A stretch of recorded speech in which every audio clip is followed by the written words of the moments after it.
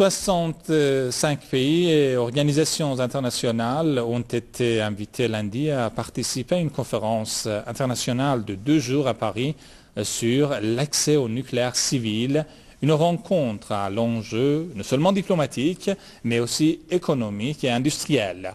L'ironie de l'histoire, la conférence se tient dans un pays qui abrite le plus grand nombre de bombes nucléaires en Europe et n'a pas entrepris des efforts sérieux dans le sens du désarmement nucléaire. Par ailleurs, le régime sioniste, qui n'est pas signataire du traité de non-prolifération nucléaire TNP, a annoncé mardi son intention de faire appel à la France pour la reconstruction d'une centrale nucléaire.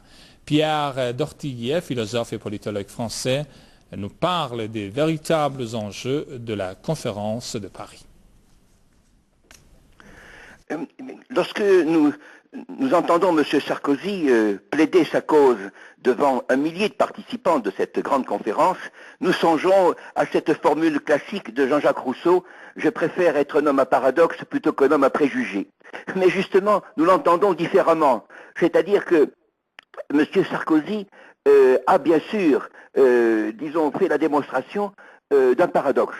C'est-à-dire que la France demande, disons, une sorte, invite l'ensemble des pays à une sorte de fortification, si je puis dire, nucléaire de leur économie, en même temps qu'elle défend, disons, ou qu'elle pose des limites à cette même, disons, à cette forme de progression technologique. Comment cela est-il possible? Eh bien, c'est que pour résoudre ce paradoxe, il faut voir, disons, la réalité des éléments qui sont en jeu. Il faut, disons, passer d'un stade abstrait à, disons, une constatation physique réelle.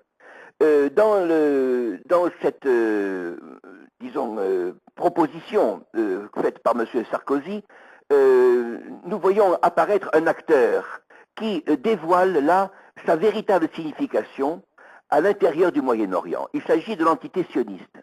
Celle-ci est présentée dans l'histoire comme un accident. Ce n'est pas le cas.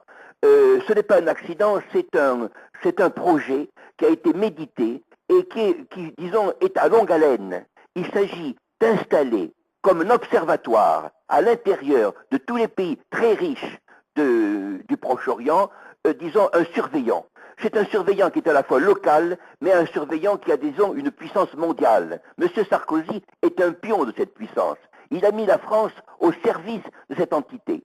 Et nous voyons bien sûr que l'accès, par exemple, non pas du Koweït à l'énergie nucléaire, mais par exemple la proposition israélienne d'aider la Jordanie est en réalité une sorte de marche dans la soumission de chacun des pays du Proche-Orient, pays arabes et non arabes, qui visent naturellement l'Iran, et l'hostilité contre l'Iran, qui prend diverses formes, n'a pour raison première et dernière que, disons, le refus de votre pays de se plier à cette stratégie qui a été méditée, cette stratégie à long terme, dont le but dernier, évidemment, est la servitude générale. Mais je voudrais ajouter une dernière chose.